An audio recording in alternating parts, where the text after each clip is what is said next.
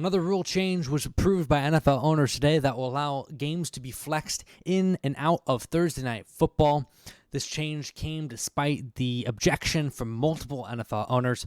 There are some caveats to this new change. The modified proposal will allow games to be flexed between weeks 13 and 17, and a max of 2 games can be flexed during the season. 28 days notice will be required to flex these games. Raiders owner Mark Davis was not a fan of either of these proposals, and according to Adam Schefter, voted against both of them.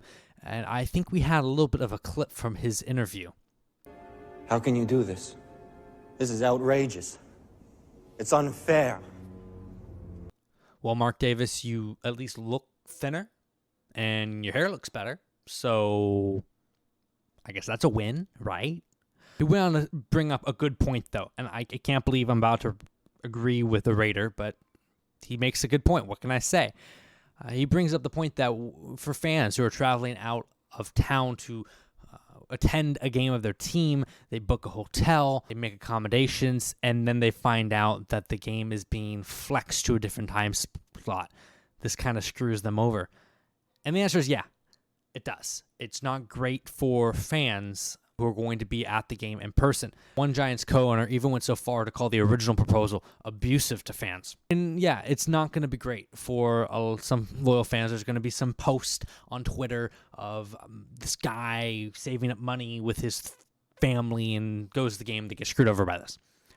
But in the end of the day, it doesn't really matter to the league because in-person fans is not where the league is making their money. TV deals is where the main league is making their money. And when we look at Thursday Night Football last season, it frankly was not good. It was abysmal product for many of those games. And so I can understand why the league would want to try anything to up the quality of play. It's going to hopefully mean more good football in primetime, which isn't bad. Player perspective, we already have had multiple players voice their concerns about playing 2 Thursday Night Football games per season and now having a game be flexed. It's going to be rough on players' bodies. The league claims that there is no associated added risk to Thursday Night Football games, but the players are obviously saying something different. Only time will really tell how big the effect of this will be. But back to the big point, money talks, billionaires listen. And so this change was something that was going to be inevitable, and they pushed it off basically as long as it can be.